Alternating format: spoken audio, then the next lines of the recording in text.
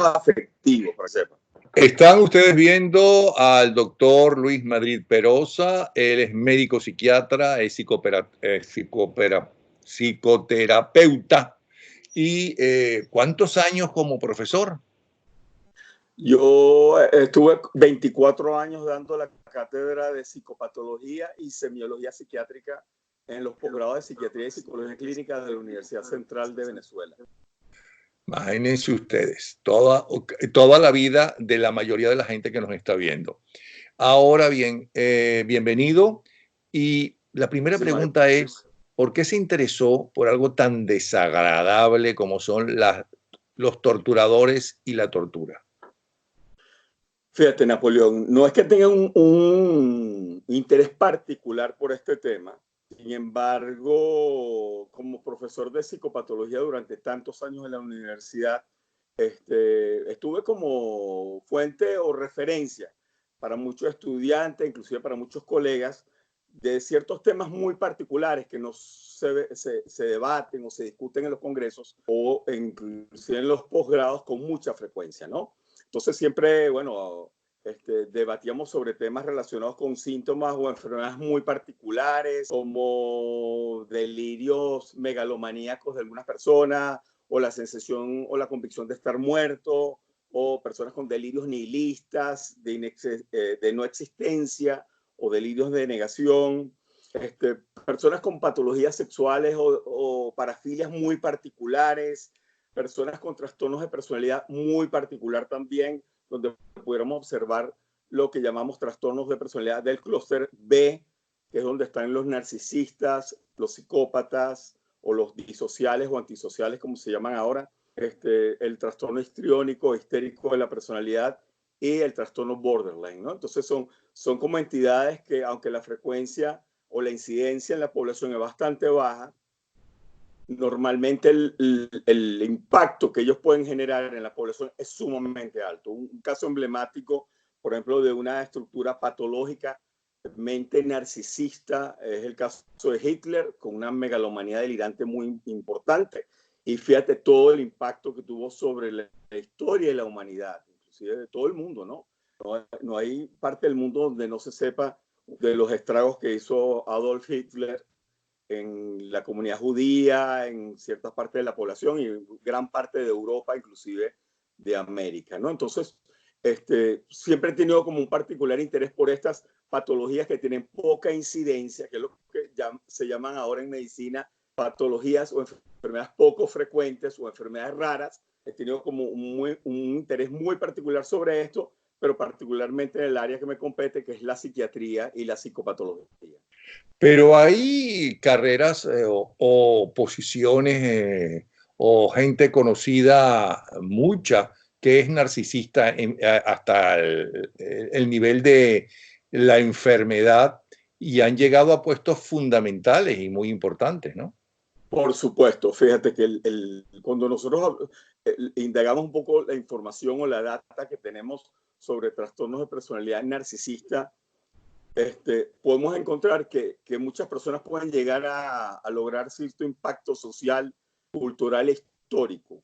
De hecho, cuando nosotros revisamos, más bien entrando por la otra línea, cuando nosotros revisamos, por ejemplo, la psicopatología de personas que han adquirido posiciones de poder, por ejemplo, presidentes de países, grandes empresarios, grandes dueños de comunicación social, grandes dueños de productos que se han viralizado de alguna manera a nivel mundial, podemos entender que hay rasgos de personalidad en estos sujetos que lo hacen distinto al resto de la población.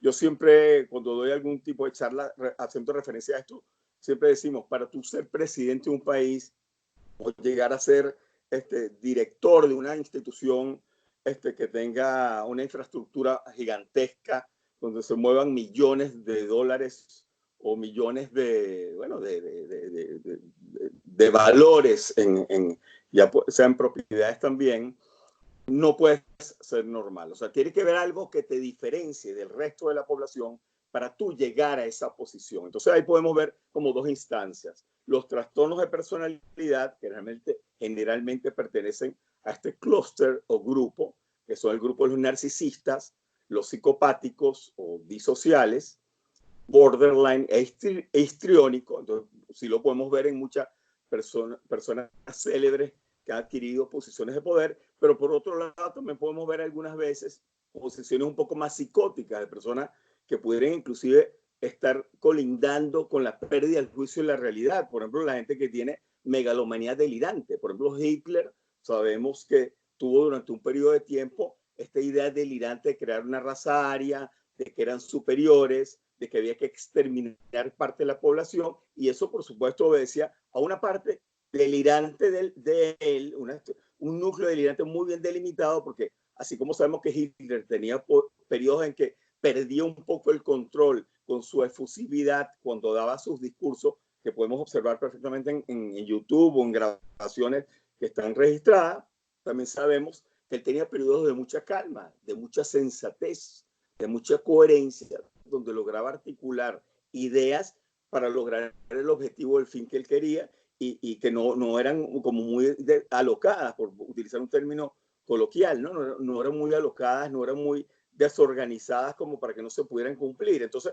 está esta otra parte que tiene que ver con lo narcisista, con la parte psicopática, que de alguna manera cuando tú conjugas ambos elementos, entonces podemos obtener resultados bastante nefastos como esa parte de nuestra historia. Una pregunta con muy mala intención y bastante comprometedora, sabiendo que usted está en Venezuela y por eso el Internet no es bueno. ¿Por qué se ha ido tan lejos hasta Alemania y la Alemania de Hitler si tenemos más de un enfermo de estos muy cerca y en casa? Unos vivos y otros muertos, por cierto. Por supuesto, bueno, utilizo probablemente ejemplos un poco más generalizables por varias razones que yo creo que están implícitas, ¿no?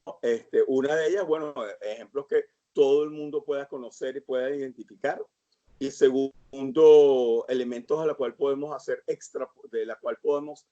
extrapolaciones y podemos ubicar, porque fíjate, aquí en Latinoamérica es evidente que hemos tenido casos emblemáticos, por ejemplo, lo que sucedió en Chile, donde hubo una situación de muchísima violencia con la población, donde hubo una situación de mucha dominación y sometimiento de la población, inclusive donde la práctica de la tortura se normalizó en nuestras dictaduras también, por ejemplo, cuando Pérez Jiménez, también sabemos que la tortura era una práctica bastante común, el efecto de la violencia y tú sabes, de mantener la población sumisa, callada, por el terror que genera, porque la tortura de alguna manera es un acto de terrorismo, porque genera terror para el y el otro.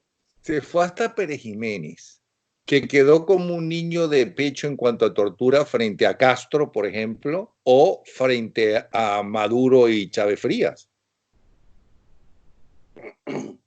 Claro, por supuesto que me estoy yendo como un recuento histórico, acercándome un poco al momento actual, pero definitivamente creo que no es el momento, Napoleón, para que yo pueda emitir algún tipo de juicio sobre este punto, ¿no? Particularmente con la situación actual de Venezuela o del país, dado que, bueno, todos los riesgos que eso puede implicar, y lo digo claramente. Entonces, yo creo que evidentemente, queda sobreentendido cuál es mi posición y queda sobreentendido el por qué puede haber cierta información que está omitida en pero además conversación. Lo entiendo perfectamente. Además, en la oposición también hay uno que otro de estos elementos. Además, además que te lo agradezco. Son los más conocidos, por cierto. ¿Qué? Que además te agradezco que, bueno, que puedas hacer un reconocimiento de esta situación a la cual estamos haciendo referencia entre líneas. Ahora, hablemos de las sociedades. Las enfermedades que ustedes enfrentan y estudian pueden aplicarse a diferentes sociedades, y las enfermedades que tiene una sociedad tiene que ver con la forma de vida, los límites, la geografía. Cada sociedad tiene un tipo determinado en líneas generales de enfermedad. Por supuesto, fíjate, aunque hay algunas enfermedades harto conocidas en cuanto a prevalencia que son universales, por ejemplo la esquizofrenia, sabemos que es el 1% de la población en todo el mundo, independientemente de su situación política, su situación cultural o momento histórico o situación de guerra o paz. La esquizofrenia siempre ocupa el 1% dado que está considerado una entidad relacionada directamente a la raza humana, algo inherente a la raza humana.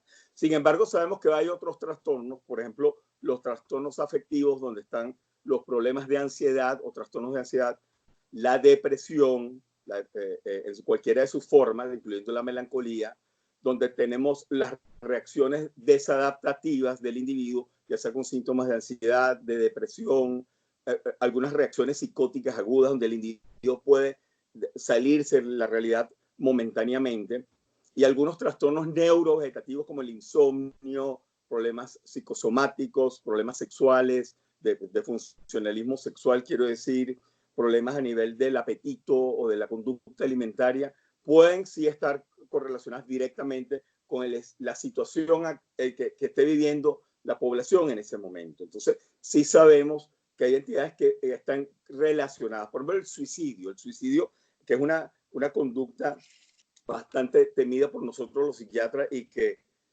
está siendo bastante estudiada, ¿no?, a profundidad, las bases biológicas y psicológicas del suicidio.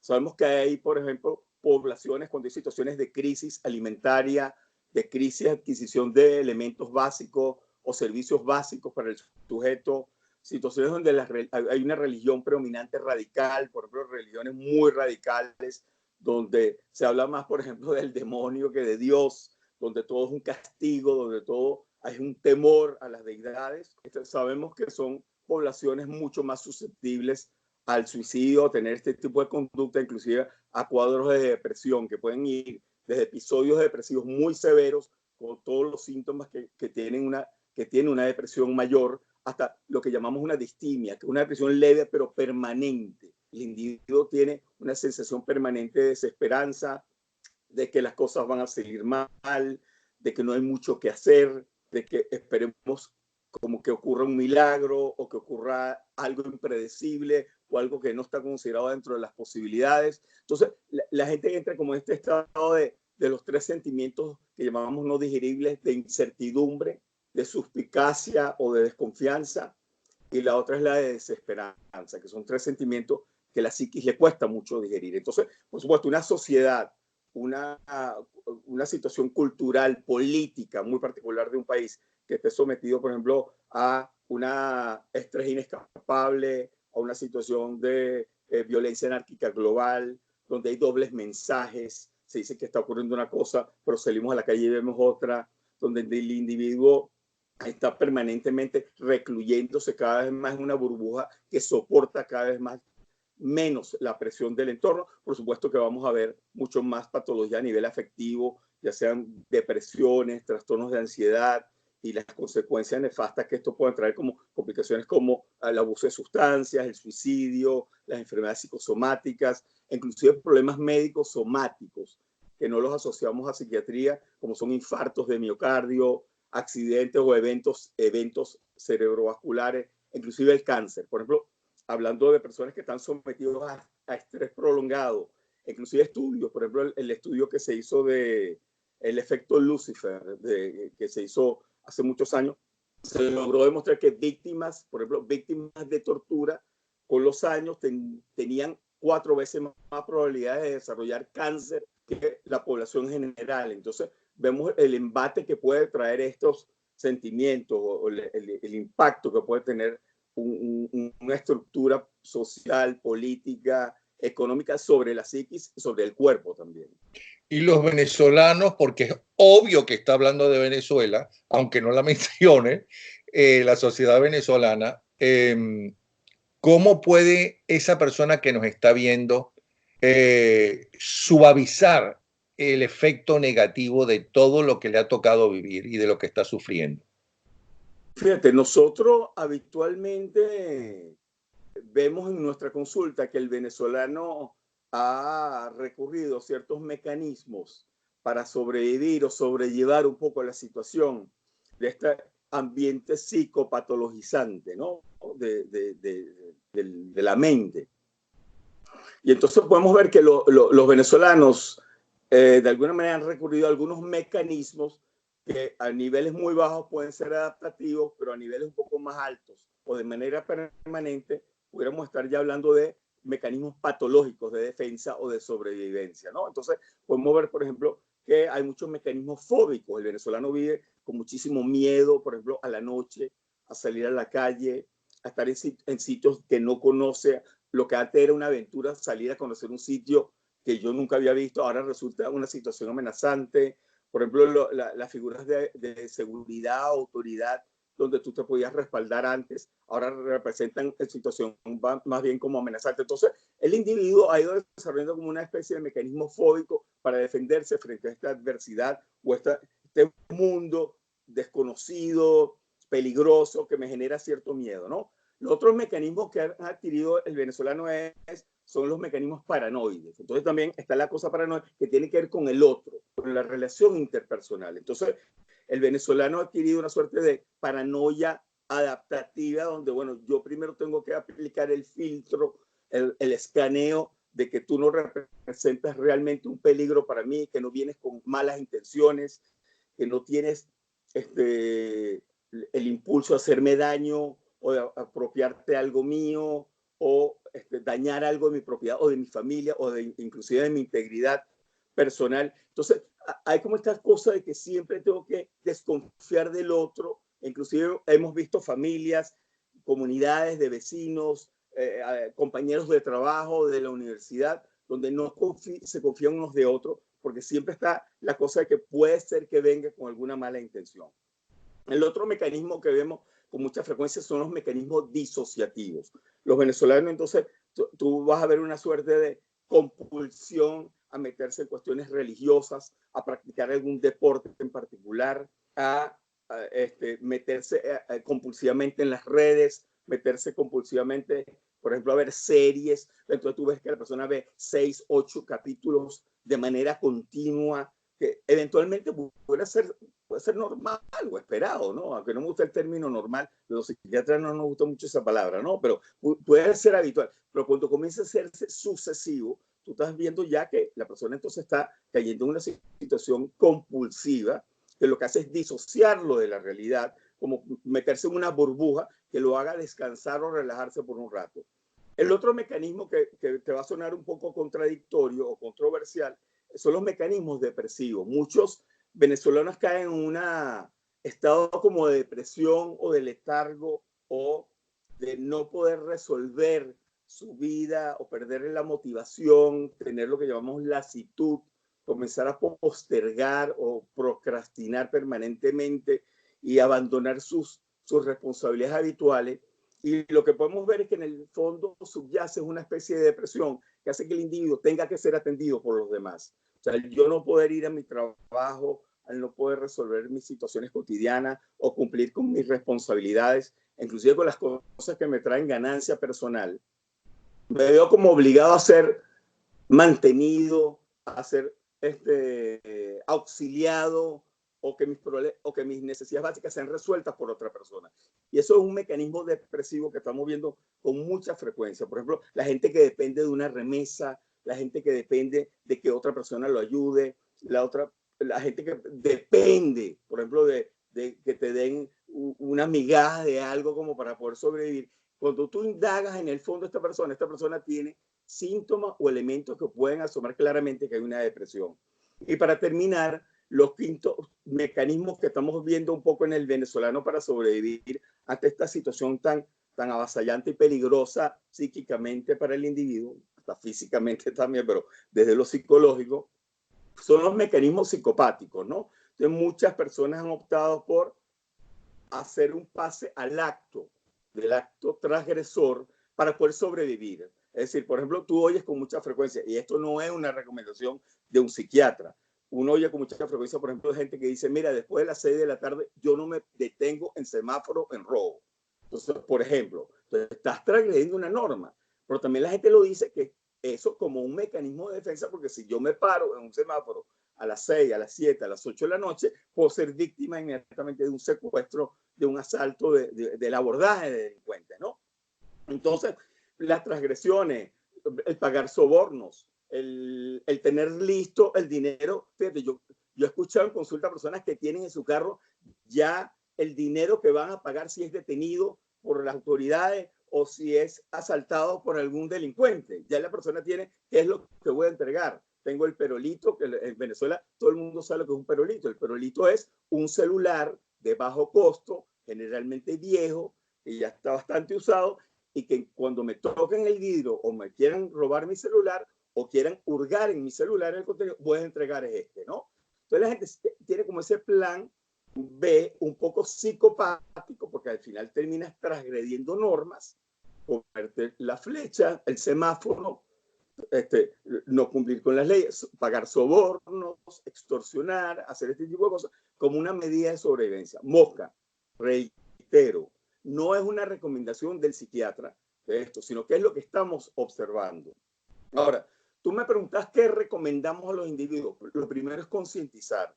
Concientizar si me siento mal, si estoy mal, si estoy optando por uno de estos mecanismos para poder sobrevivir, pensar que probablemente no estoy bien. O sea, tengo que buscar otra alternativa. Pero el primer paso siempre es tomar conciencia de que algo no está bien en mí y que puedo buscar ayuda simplemente conversando con alguien.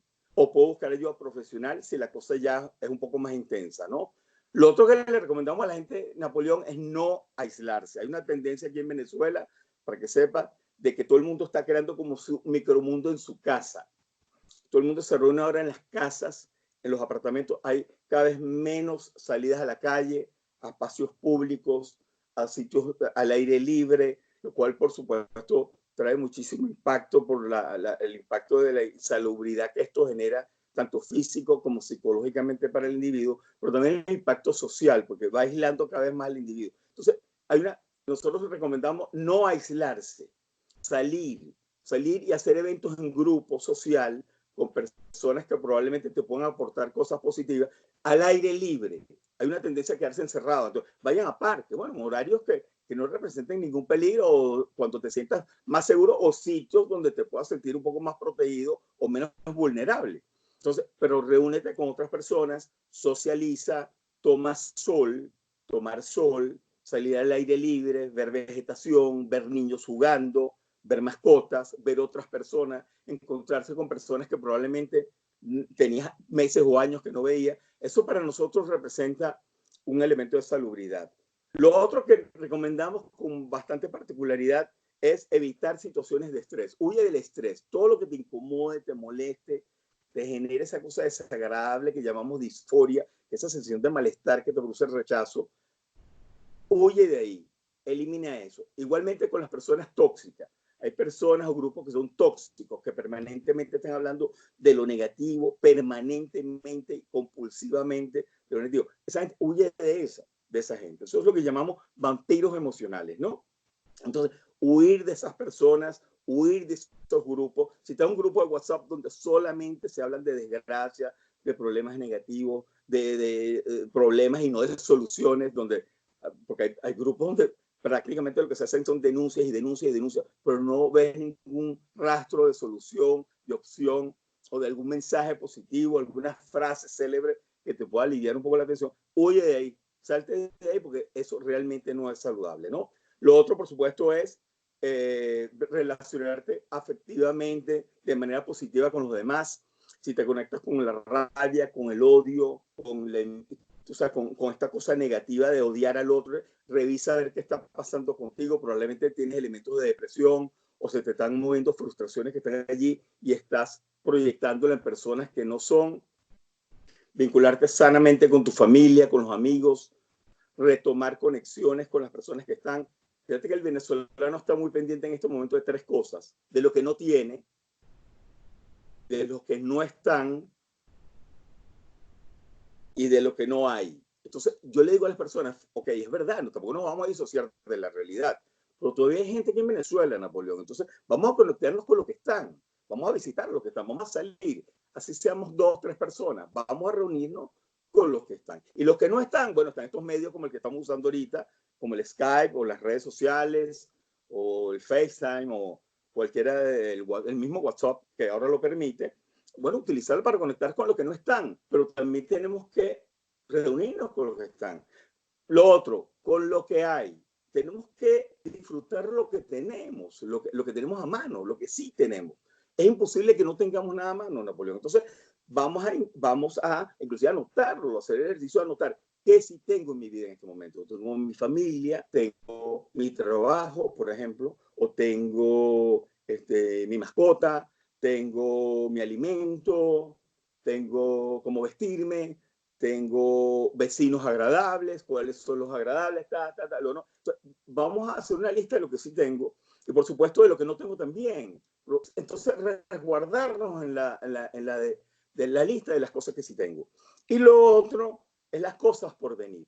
Vamos a tratar de visualizar cosas, así uno diga, bueno, eso es fantasía o eso es una especie de negación, proyectar el futuro, una cosa medio maníaca o bipolar. Pero fíjate, yo sí creo que tenemos que agarrarnos de algo, porque la incertidumbre, uno de los sentimientos que más daño hace a la psiquis. Entonces, porque el ser humano necesita hacer una cosa que se llama cierre cognitivo.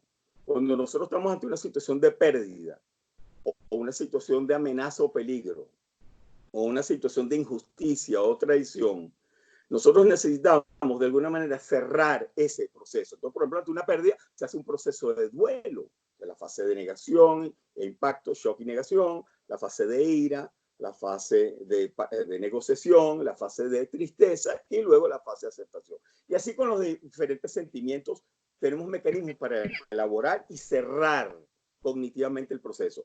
¿Qué ocurre con la incertidumbre? Que no puedes cerrar. Si tú no sabes lo que está ocurriendo ni lo que va a pasar, se hace muy difícil hacer algún cierre cognitivo. Entonces, nosotros le recomendamos a la gente que visualice algo que sea viable, que no sea imposible, que aunque no esté presente, sea viable y podamos como tenerlo como una figura que condense nuestros deseos, nuestra esperanza, nuestra posibilidad.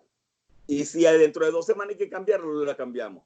Pero tenemos que tener algo que nos permita cerrar cognitivamente, porque la incertidumbre hace mucho más daño que una mala noticia. Lo otro que recomendamos, y con esto de cerrar un poco esta serie de observaciones, ¿no? La otra cosa que recomendamos es vivir el momento, vivir el presente.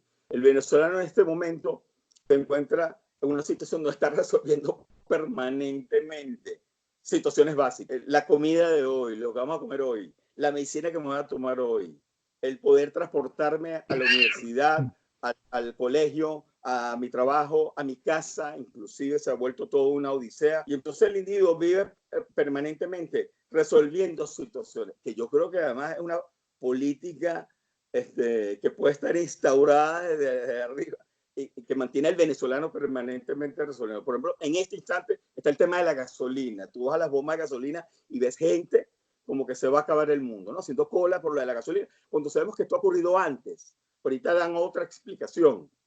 Pero ya yo recuerdo 4 veces sucedió esto y siempre ha habido una explicación conectada. Entonces yo sí creo que detrás de esto hay una suerte de operación psicológica que hace esto para que el individuo se mantenga resolviendo cosas muy puntuales y no piense en lo que realmente pudiera ser funcional, ejecutivo y traer cambios para el individuo, para su familia, para su comunidad, para la sociedad y para el país. Entonces, vivir el presente positivamente, es decir, vamos a aprender a contemplar las cosas bonitas que sí tenemos, resolverlo inmediato, por supuesto, si tengo que comprar la comida, la medicina, la gasolina, tal. Darle un espacio a eso. Pero el resto de aquí y el ahora, buscar elementos positivos que yo pueda disfrutar, que pueda contemplar. Contemplar es observar algo sin emitir juicio. Contemplar, buscar lo bonito en ese detalle, poder relajarse, meditar, vivir el aquí y el ahora, buscar inclusive alguna aplicación, alguna técnica o con algún grupo que se pueda practicar meditación, relajación, técnicas de respiración dirigida que en este momento permiten que el individuo se conecte con el aquí y el ahora y de alguna manera pueda liberar, hacer como un detox psicológico, ¿no? Liberar un poco porque la mente no está diseñada para vivir 24/7 el estrés inescapable. No estamos diseñados para eso. Eso se transforma finalmente en algún trastorno o en alguna conducta disruptiva. Por eso recomendamos eso. Y por supuesto, para cerrar, evitar el abuso de sustancias, ya sea alcohol, evitar el consumo de drogas, evitar el consumo o la automedicación con psicotrópicos, que lo estamos viendo con mucha frecuencia, ya que en Venezuela, entre otros mercados negros, está el mercado negro de los medicamentos y mucha gente se está automedicando. Entonces, evitar eso.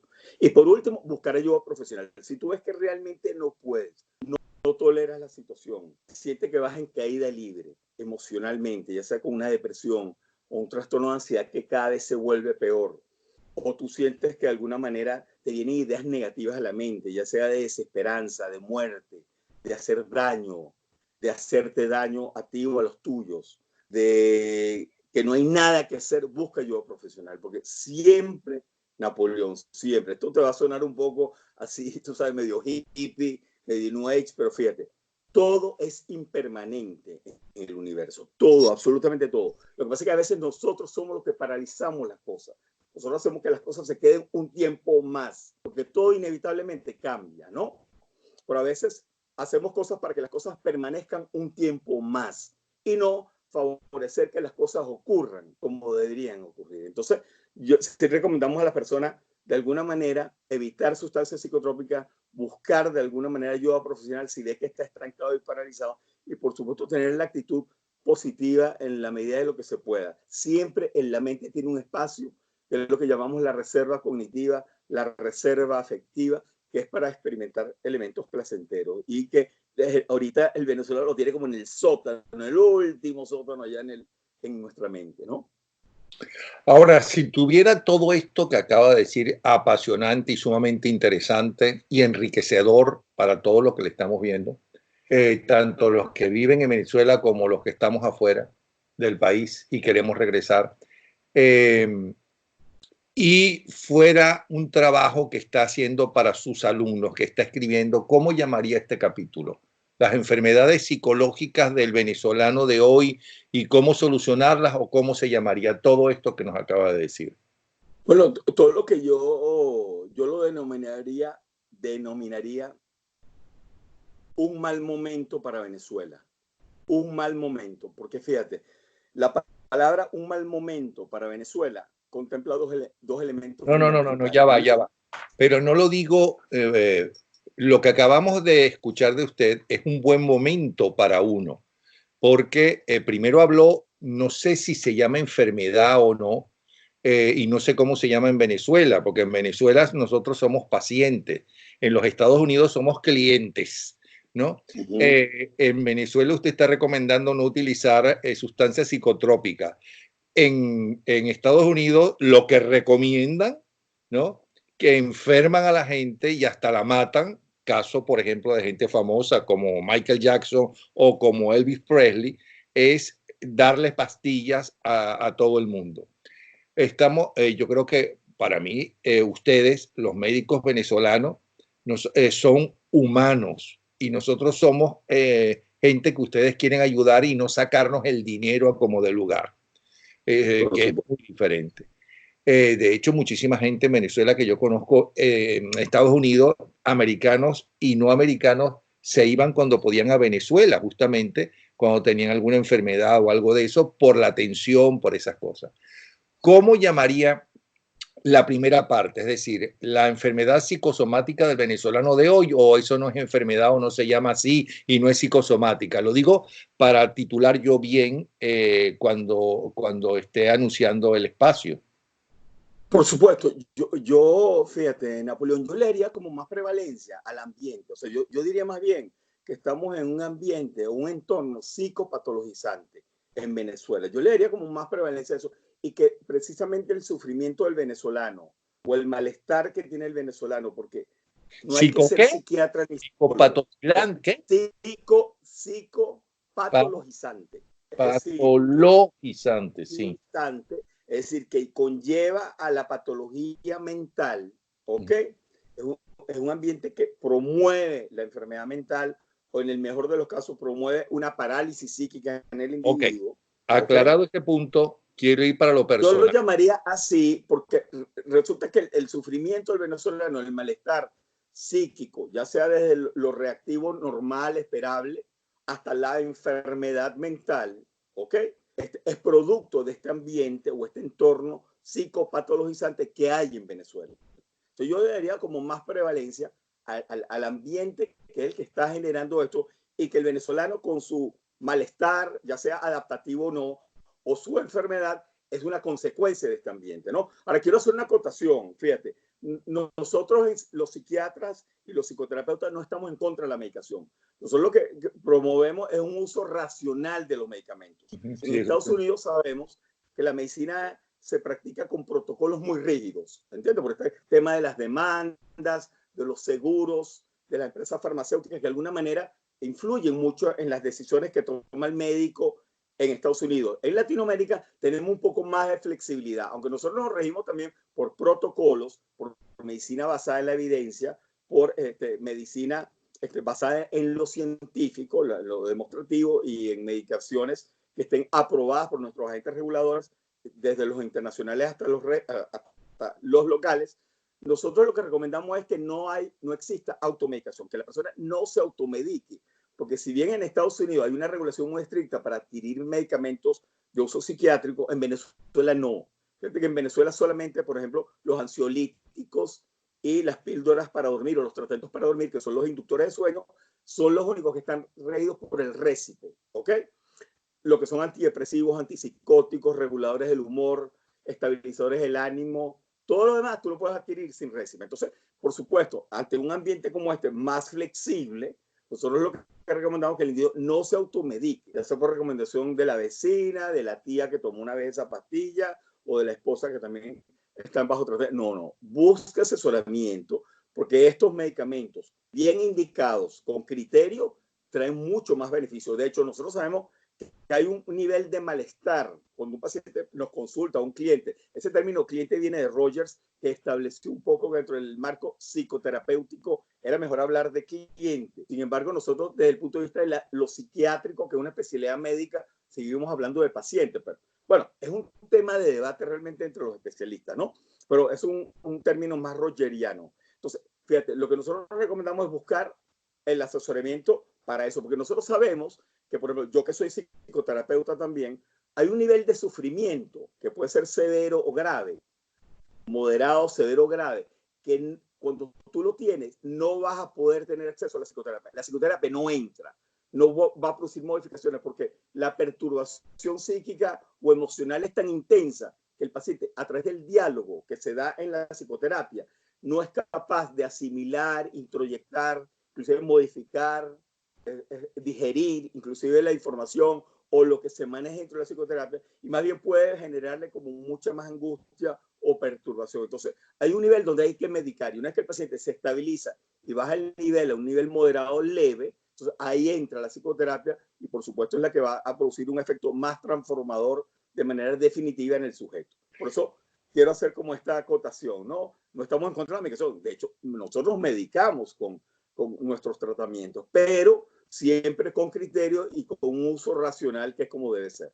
Mire, en líneas generales, en medio de esta crisis de los últimos 20 años, que son mucho más de 20 años, porque la crisis empezó antes, pero se agudizó ahora, en los últimos años, ¿qué tipo de persona de clase social suele ir ya a la consulta con ustedes? La clase media alta, la clase media, porque yo creo que la clase que con necesidades económicas no puede asistir hasta a donde están ustedes. No, bro, sí, no, Napoleón, fíjate, ahorita toda la población, y te voy a dar un dato, fíjate, independientemente además de la posición política, para que sepas, independientemente de eso, toda la población en este momento está buscando ayuda psiquiátrica y ayuda psicológica. De todos los niveles sociales.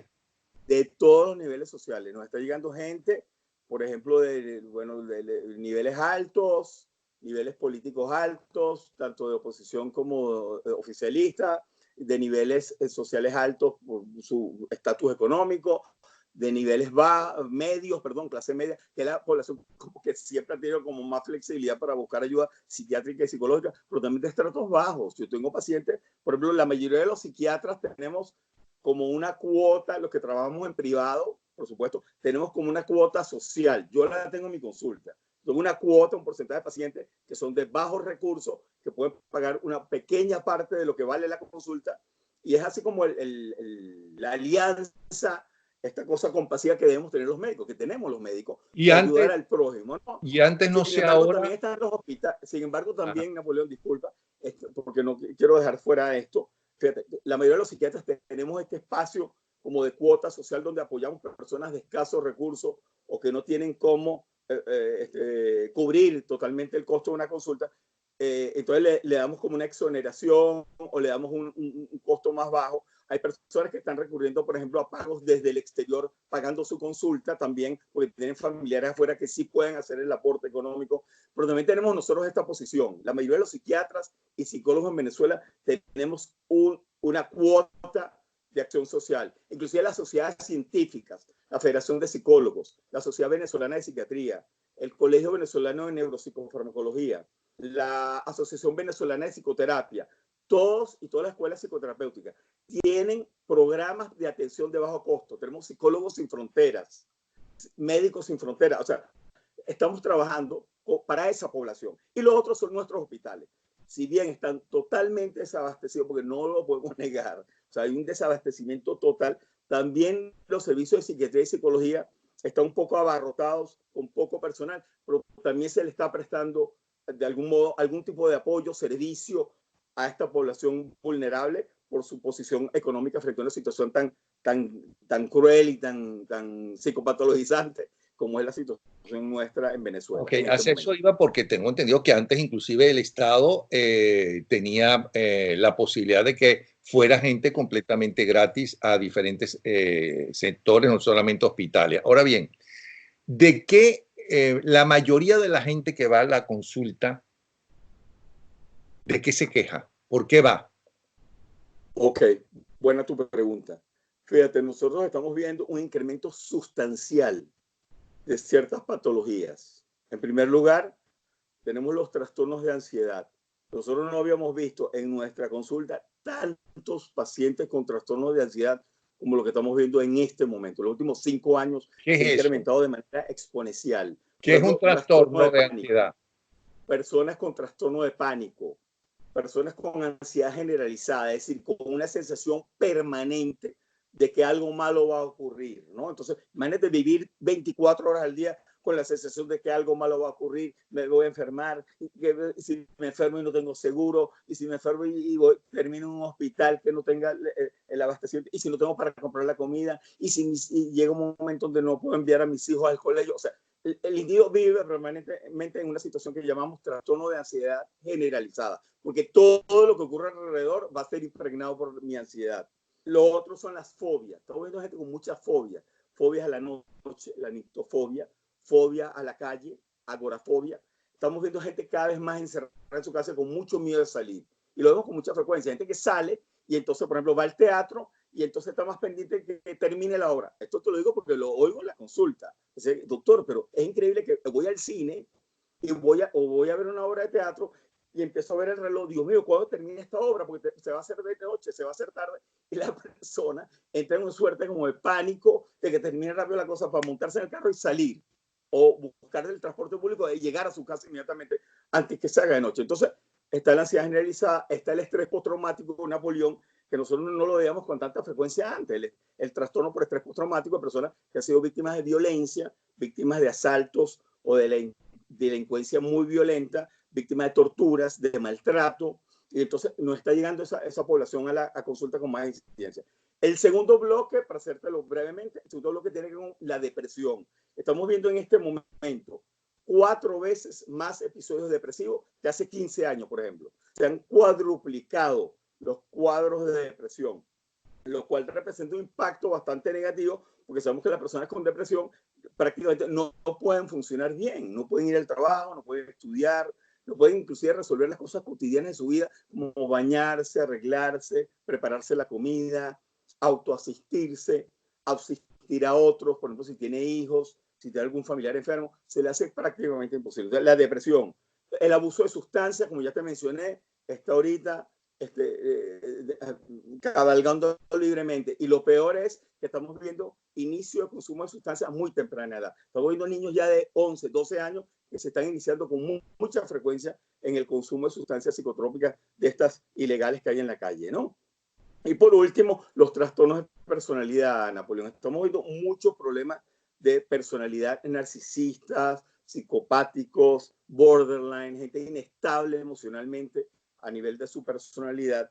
Y por supuesto, por último, los trastornos psicosomáticos, problemas de insomnio, problemas del colon, problemas sexuales. El venezolano está teniendo menos sexo en este momento, porque te lo digo en la consulta permanentemente uno escucha que las parejas están teniendo menos sexo, claro, porque tienen el cortisol elevado. La gente tiene el cortisol elevado, que es la hormona que se eleva cuando hay un estrés prolongado e inescapable. Entonces, y eso baja la libido permanentemente. El otro elemento que baja la libido automáticamente es la ansiedad. La ansiedad es el ahuyentador de la libido, del apetito sexual por excelencia. O tú tienes un poquito de miedo, eso es suficiente para que no haya excitación, a menos que tú te excites con cosas atemorizantes, ¿no? Pero estamos viendo eso con mucha frecuencia. Y los trastornos de la conducta alimentaria que se suman a la desnutrición.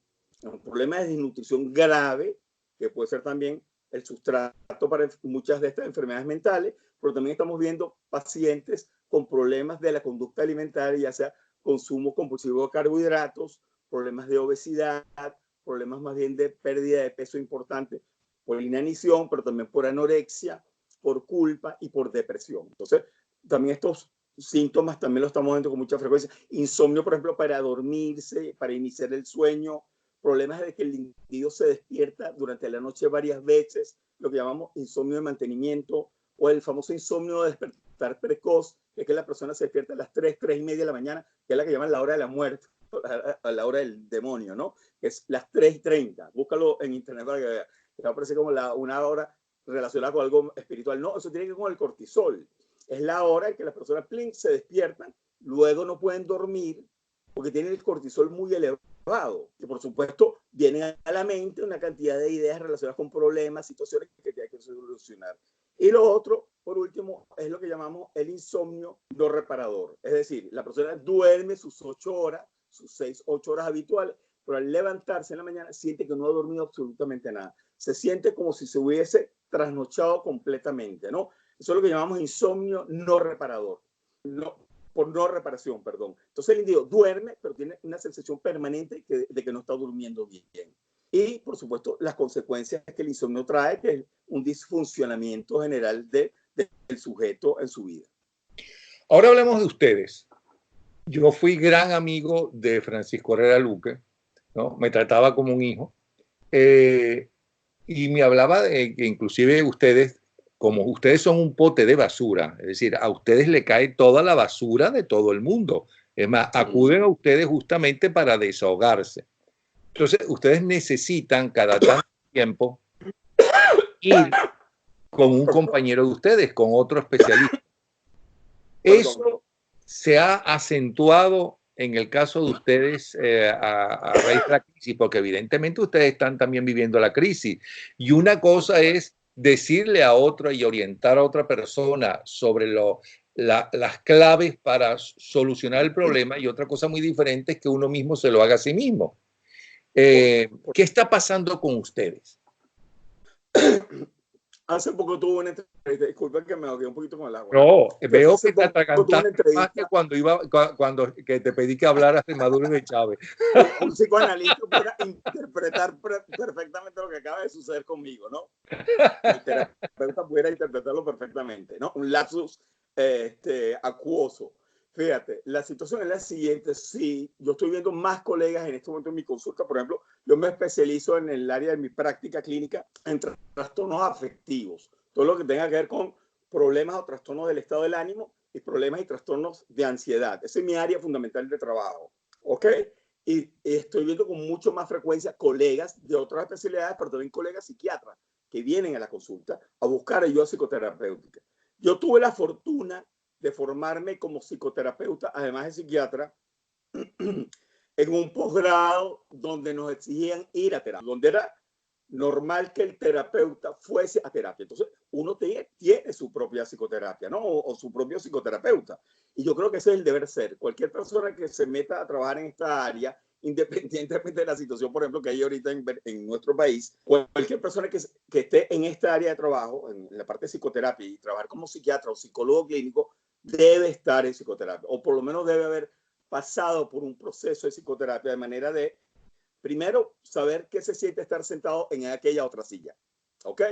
En primer lugar. Segundo, para poder generar mayor empatía. Segundo, aprender a separar mis problemas de los problemas del paciente, porque yo no pretendo que el paciente resuelva su problema a como yo lo haría, sino que yo tengo que invitar al paciente a descubrir cuál es su problema, que es el método socrático, que pueda parir la idea, que pueda identificar cuál es su conflicto, pero también que él pueda desarrollar sus propias herramientas o descubra sus herramientas para resolverlo. Entonces, esa separación y que no se vuelva una simple conversación de amigos, de dar recomendaciones, porque el psiquiatra y el psicoterapeuta, además el psicólogo clínico, no es una persona que va a dar consejos, va a hacer psicoterapia, que es otra cosa distinta. Por ejemplo, no es lo mismo ir a un coach, que ahorita hay un boom con los coaches, que hay que tener mucho cuidado con eso, ¿no? Por el intrusismo que puede haber cuando se meten en el área de la psiquiatría o la psicología clínica. O sea, el coach tiene que estar como muy claro cuáles son sus límites.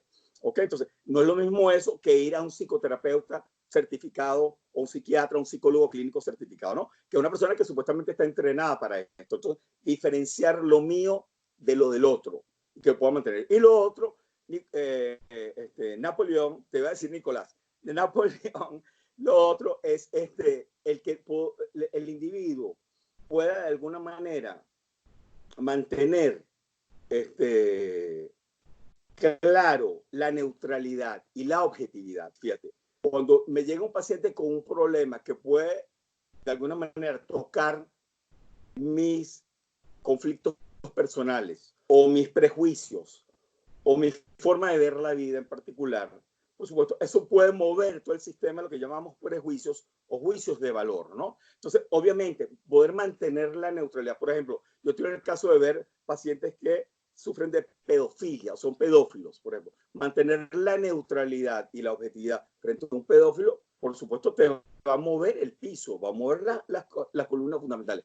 Pero si tú has estado bajo un proceso de psicoterapia, tú vas a poder canalizar sin prejuicio ese caso en particular. Por supuesto, con todo lo legal incluido. Por ejemplo, pacientes a nivel político también se puede ver. Por ejemplo, yo tengo colegas, por ejemplo, que me refieren pacientes de tal o cual posición política, me dice, yo no veo gente de tal parcialidad política, por ejemplo. No tolero ver gente. Entonces, son personas que normalmente o probablemente, pues también todo tiene un límite, probablemente son personas que no han estado bajo un proceso de psicoterapia personal, lo cual yo creo que es fundamental para ejercer esta profesión. Y en este momento en Venezuela es casi que obligante, o sea, es casi que obligante que las personas busquen ayuda psicoterapéutica. Nosotros que trabajamos acá tenemos que buscar ayuda psicoterapéutica. Nosotros tenemos nuestro espacio. Hay una serie que, bueno, que llegó hasta la segunda temporada apenas, que no sé si tú llegaste a ver, Napoleón, que se llama In Treatment, que trata sobre la vida de la profesión de un psiquiatra, ¿no? Entonces, el día lunes, era una serie que daban de lunes a viernes, el día lunes veía una bailarina que se había fracturado un pie, una bailarina clásica. El día 2 veía a un soldado que había regresado de Irak y que tenía un estrés postraumático. El miércoles veía una pareja con conflicto de violencia. El jueves estaba viviendo una persona de una minoría sexual que era acosado permanentemente por la población. Y el viernes era su terapia. El viernes era la terapia del psiquiatra. Entonces, una serie interesante porque de lunes a viernes tú ibas viendo cómo cada proceso de estas sesiones va evolucionando, más la evolución propia del psiquiatra. Entonces, yo sí creo que es un momento donde tenemos que buscar ayuda a nosotros, porque fíjate, Napoleón, te voy a decir algo que te va a sonar agridulce, ¿no? Ya va. Qué interesante esa serie. Esa es de Netflix. No, si mal no recuerdo, es de HBO. Es de HBO, es una serie que ya ocurrió unos años atrás, se llama In Treatment, y la verdad que es muy recomendable, es muy recomendable. No sé si la estén pasando por Netflix, porque tú sabes que Netflix está rescatando algunas series que se pasaban por otras vías anteriormente. Entonces, fíjate, yo sí recomiendo a nuestros colegas que trabajamos en el área de la psicoterapia, la parte de psicología y psiquiatría, a buscar ayuda cuando sea necesario. ¿Por qué? Porque es que cada vez los problemas del paciente se parecen más a nuestros problemas. Es decir, cada vez nuestros problemas, los psiquiatras y psicólogos, estamos en Venezuela, los problemas nuestros se parecen más a los que trae el paciente a la consulta, ¿no? Entonces, de alguna manera, mantener el equilibrio, mantener la neutralidad, la objetividad y dar recomendaciones desde la posición del paciente, siendo el sujeto que supuestamente sabe, es un arte de equilibrio. Entonces yo sí creo que en este momento mucha gente está buscando ayuda psicoterapéutica por eso. Yo tengo algunos colegas, algunos psiquiatras y psicólogos en consulta. Yo te voy a pedir disculpas porque realmente el tema que te había pedido no tiene nada que ver con todo eso, pero es tan apasionante y tan interesante, tan enriquecedor y que puede ayudar a tanta gente que nos está viendo que he dejado prácticamente el programa allí. Te voy a pedir un segundo programa recordando un libro que fue un bestseller y que yo hice en un programa de televisión que se llama Aquellos enfermos que nos gobernaron. A ver si hacemos un poco para hablar del narcisismo enfermizo y peligrosísimo, que no solamente es el que llega al poder, sino hay consejeros ¿cómo se llama? De políticos que son así narcisos y enfermos. Hay personas normales y corrientes que pueden hacer cualquier barbaridad. Pero habíamos anunciado cómo piensa el torturador.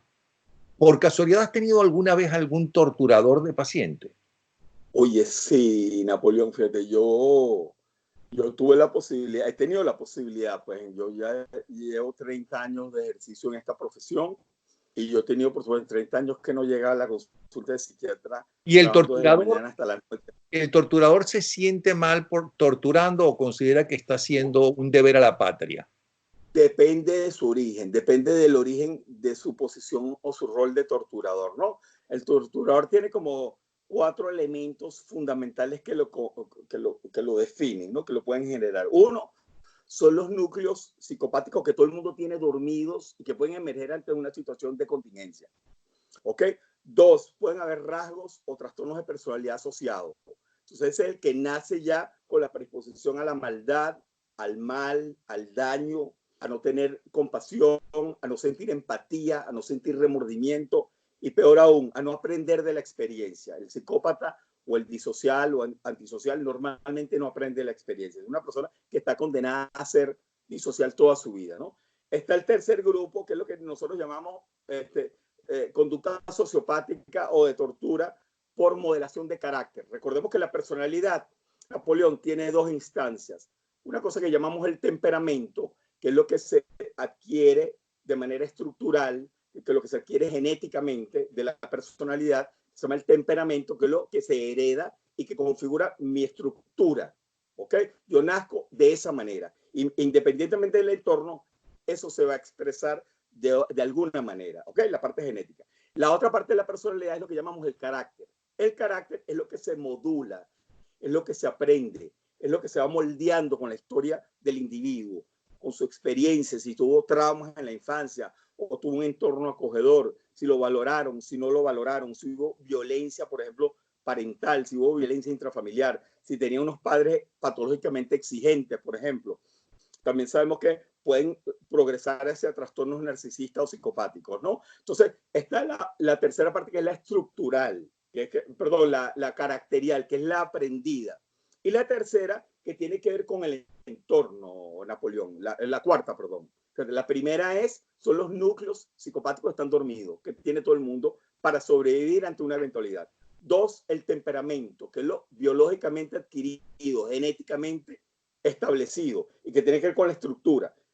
3, el carácter, que tiene que ver con la parte aprendida, modelada, que ha sido inducida en el individuo. Y 4, el entorno que hace que el individuo ante determinada situación pueda transformarse en un torturador y que pueda normalizar de alguna manera esta situación, ¿no? Ya sea por obediencia de vida. Hay un fenómeno que nosotros llamamos en psicología obediencia de vida, que es cuando el individuo tiene un cambio de paradigma y ese cambio de paradigma cambia las normas y las reglas del juego. Entonces como que se normalizan cosas que antes no eran socialmente aceptadas o culturalmente aceptadas y que ahora sí son social o culturalmente aceptadas. O lo que llamamos microambientes. En determinados microambientes, viendo cómo se conducen mis compañeros de este microambiente, yo puedo normalizar en un ambiente muy reducido, por ejemplo, en situaciones de tortura, se puede normalizar aquí esa situación, ¿no? Porque el cambio de paradigma, se pierde la empatía, se pierde, por ejemplo, el altruismo, se pierde esta cosa del amor al prójimo, de ponerte en el lugar del otro. Hay una tendencia, porque la pregunta, me gustaría que la pregunta hubiese sido, me hubiese gustado, ¿cómo se genera un torturador? ¿Cómo se genera? Bueno, con todos estos antecedentes que ya te di, desde lo genético hasta lo ambiental, pero también en los cambios de paradigma, ¿no? Que facilitan el rol de dominante, donde el otro tiene que ser sometido, donde el otro no es igual a ti, por lo cual no tiene los mismos derechos. Hay una psicología, la psicología del torturador ocurre por eso. Primero, no hay empatía. No me pongo en el lugar del otro. Segundo, hay una cosificación del otro. Hay una deshumanización. Lo trato como un objeto que no tiene contenido, por lo cual no me importa romperla. Es como agarrar un palo y romperlo. ¿Okay? No va a sufrir el palo, porque el palo no tiene vida. Bueno, se cosifica al individuo para poder ejercer toda esa violencia, ¿no? La facilitación del rol de dominante, o sea, el ambiente me facilita, me autoriza, me certifica a que yo puedo dominar al otro, y el otro, como objeto, debe someterse a mi violencia. El otro no es un igual, por lo cual no tiene los mismos derechos, la cosificación como te, y la sensación de que hay una misión que hay que cumplir. Ahí es donde está como el nido, la fórmula para que se genere finalmente un torturador. Entonces viene lo que llamamos la psicodinámica del torturador, ¿no? Entonces, donde el torturador, esto te lo digo primero que está escrito en la literatura. Yo le recomiendo que la gente pueda leer, me gusta recomendar siempre material. Hay un libro que se llama El efecto Lucifer, que está basado en una experiencia que se hizo hace muchos años de un profesor, un psicólogo, profesor universitario, que hizo la experiencia de encerrar un grupo de estudiantes en un sitio, mantenerlos encerrados durante mucho tiempo y de asignarle unos roles. Ustedes van a ser los guardianes y ustedes van a ser los prisioneros. Y los encerraron y los dejaron aislados allí. Hay una película. Hay una película sobre esa, ¿no? Y entonces, al final, tuvieron que suspender inclusive el experimento porque los niveles de violencia que se generaron fueron tal, donde ya la gente estaba mutilando a la otra persona, la encarcelaba, la sometía a lo que nosotros llamamos deprivación sensorial, la aislaban de manera muy cruenta y tuvieron que interrumpir. El otro es el de Milgram, el experimento de Milgram, se llama The Experiment, que lo pueden buscar en Netflix también. Ese está en Netflix, la película. Se llama The Experiment, que tiene que ver con que se colocaba un sujeto experimental, que era un individuo que no sabía qué era lo que estaba ocurriendo tras el escenario del laboratorio, se sometía a que tenía que producir descargas eléctricas en una persona que estaba detrás de un vidrio y que gritaba cada vez que se descargaba eléctricamente, ¿no? Y entonces el individuo le tenía que pasar un cuestionario y cada vez que se equivocaba, el que estaba detrás del vidrio descargaba una corriente eléctrica de tal nivel. Si volvió a fallar, aumentaba y así iba aumentando y el grito, por supuesto, era cada vez mayor. Llegó un momento donde el individuo perdió la noción de que detrás del vidrio había un individuo y seguía pulsando hasta que la persona dejaba de gritar. Esto se llama The Experiment de Milgram, el experimento de Milgram. Lo pueden buscar en las redes también. Entonces, logró descubrir cómo aproximadamente el 70% de las personas, Napoleón, son capaces de seguir pulsando el botón después que la persona dejó de gritar. Entonces, se supone que debe haberse desmayado. Seguían pulsando cada vez voltajes mucho más altos. El 30% apenas del experimento de Milgram se detenían cuando la persona dejaba de gritar. Ya se paralizaba y decía, no puedo continuar con esto. 30%. Entonces, sí, el entorno, la asignación del rol de ser superior y hay un subalterno, de que el superior es asignado, el sádico es asignado, el otro es forzoso, es forzado a ser un subalterno, a ser sumiso, ¿no? Entonces, la deshumanización, la cosificación del otro, el no sentir empatía por el otro, un factor determinante. Lo que yo he visto particularmente en mi consulta cuando he evaluado personas que son torturadoras o han fungido como torturadores por un periodo, es que hay una disociación del sufrimiento del otro y solamente la persona como que entra en un estado donde solamente evalúo resultados, las ideas o los cambios que yo quiero que se generen en el otro. No me importa si grita, si llora, si sufre, si le duele. Entonces hay una suerte de disociación psíquica del individuo cuando cosifica al otro. Y eso, por supuesto, es una cosa muy patológica, porque estás transgrediendo una cosa natural, que es la ayuda del prójimo. Nosotros somos animales gregarios, nos ayudamos unos con otros. Hay una tendencia natural. Eso no es nada más cultural, social, religioso, familiar, no. Hay una parte biológica en esta cosa de considerar al otro. Bueno, se pierde esa capacidad. No se visualiza al otro como una persona, sino como una tarea a cumplir. esto me lo han relatado algunas personas que hacen tortura. Otros han descrito que realmente la intención no era hacer maldad o cometer un acto malicioso, sino era eliminar eso que está dentro del otro, pero atacando la totalidad del individuo. O sea, había una cosa que había que eliminar o había que descubrir o había que sacar, pero era una cosa muy delimitada, muy pequeña. Pero para poder obtener eso tenía que optar a atacar la totalidad del individuo. Entonces, hay una suerte como también de selección arbitraria de lo que estoy haciendo, ¿no? La víctima también en los torturadores, la víctima es representada como débil e indefensa. Entonces hay una sección de debilidad e indefensión, con lo cual hace que se despierte más en mí esa parte sádica o esa parte omnipotente, indolente, pero también la víctima, también el torturador normalmente comienza a generar como una sensación de que representa, la víctima es una amenaza para el perpetrador, para su entorno o para el sistema. Entonces, como que estoy haciendo una misión que tengo que cumplir. Entonces, esta disociación patológica hace que entonces el individuo comience a atacar su propia especie de una manera tan dañina y tan severa como ocurre en la tortura, ¿no? Que cuando se inflige dolor físico, psicológico, sufrimiento o terror a otra persona para obtener una información, para obtener una prueba, para castigar, a veces inclusive para cambiar o extinguir una conducta deseada, y en casos mucho más patológicos como en los torturadores psicopáticos, se hace por placer, hay un goce cuando se hace el acto de la tortura. Inclusive yo llegué a ver un caso de una persona que fue detenida, inclusive posteriormente, que inclusive se excitaba sexualmente con el acto de torturar personas en un supuesto ámbito de obtención de información, que por supuesto es totalmente nefasto, inhumano y deplorable por todos nosotros. Y la otra, por último, esta cosa de extinguir conductas en el individuo. A veces también se hace por venganza, ¿no? A veces la tortura la podemos ver, pero son casos como más excepcionales de que alguien torture a una persona por vengarse o por una retaliación. Pero cuando se hace de esta manera, que es sistemática, que hay un ambiente que lo promueve, por supuesto, estamos hablando de que se compone de varios elementos que hay que estudiar en el torturador. Cosa siempre deplorable para el ser humano, por supuesto.